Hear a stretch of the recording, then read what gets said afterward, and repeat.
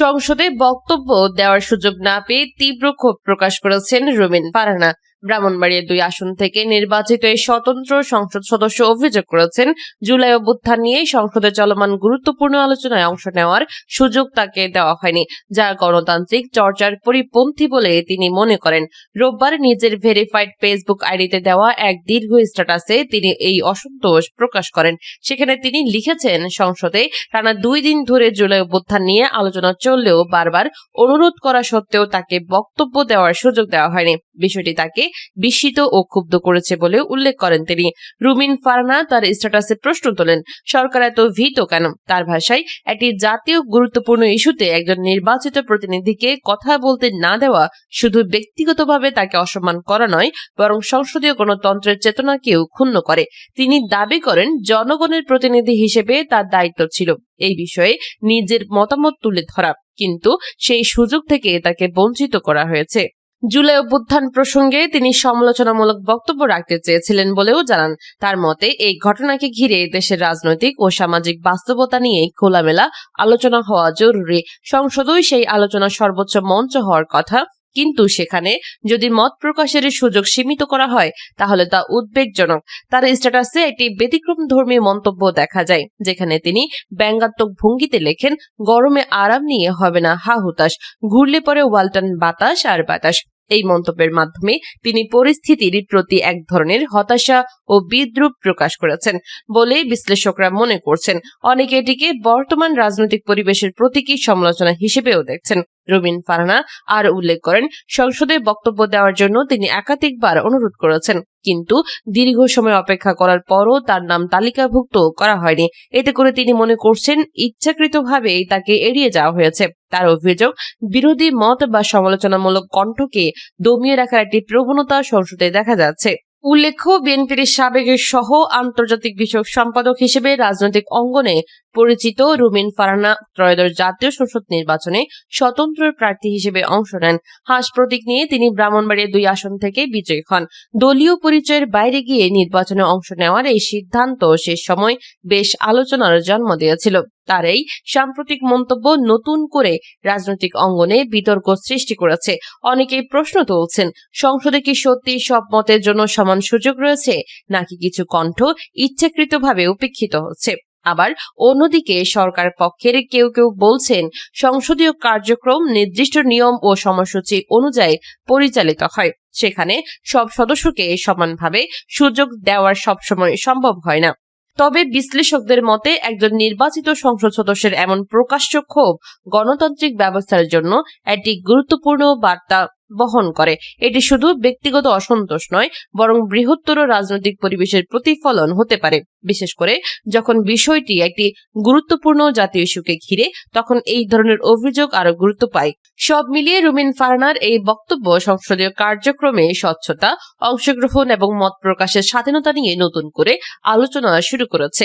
আগামী দিনে এই ইস্যু কিভাবে রাজনৈতিক অঙ্গনে প্রভাব ফেলে সেটি এখন দেখার বিষয়। জুলাই সনদ বাস্তবায়নে বিক্ষোভ কর্মসূচি দিল 11 দল।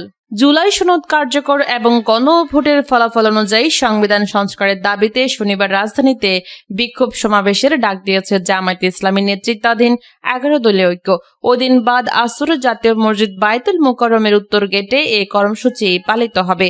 বৃহস্পতিবার দুপুরে রাজধানীর গুলশানে জোটের এক বৈঠক শেষে সাংবাদিকদের এই কর্মসূচির কথা জানান 11 দলের সমন্বয়ক ও জামায়াতের সহকারী সেক্রেটারি জেনারেল হামিদুর রহমান আজাদ বাংলা নিউজকে বলেন, সরকার সংস্কারকে ধামাচাপা দিয়ে শুধুমাত্র সংবিধানের সংশোধনী আনতে চায়।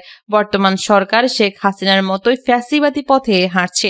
আমাদের আজকের বৈঠকে সিদ্ধান্ত হয়েছে, রাজপথের আন্দোলন ছাড়া আমাদের সামনে আর কোনো বিকল্প নেই।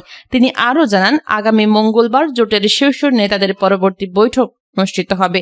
এর আগে বুধবার রাতে সংসদ ভবনে এক সংবাদ সম্মেলনে বিরোধী দলীয় নেতা ও জামায়াত আমির ডা শফিকুর রহমান বলেন, গণভোটের রায় নিয়ে সরকারি দলের কর্মকাণ্ডে আমরা অত্যন্ত বিস্মিত, আহত ও মর্মাহত। আমরা জনগণের রায় বাস্তবায়নের দাবিতে জনগণকে সঙ্গে নিয়ে আন্দোলনে যাব ইনশাল্লাহ এবং দাবি আদায় করে ছাড়ব। সংসদ থেকে বিরোধী দলের ওয়াক আউট, এদিকে জুলাই সনদ আদেশ জারি না করা এবং বিরোধী দলীয় নেতা ডক্টর শফিকুর রহমানকে মিসকোট করার অভিযোগ এনে বুধবার সংসদের প্রথম অধিবেশনের ৬ষ্ঠ দিনে ওয়াক আউট করে জামায়াত নেতৃত্বাধীন বিরোধী দল। এদিন বিকেলে বিরোধী দলের সদস্যরা সংসদ কক্ষ থেকে বেরিয়ে যান।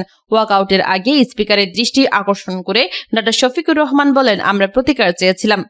বিষয়টা কোনো দলের সঙ্গে সম্পর্কিত না। যে বিষয়টা নির্বাচনের আগে সরকারি দল বিরোধী দল সবাই একমত হয়েছিলাম, এর পক্ষে কথাও বলেছি, ক্যাম্পেইন করেছি। আমরা প্রতিকার পেলাম না, এতে দেশবাসীর রায়ের প্রতিফলন ও মূল্যায়ন হলো না।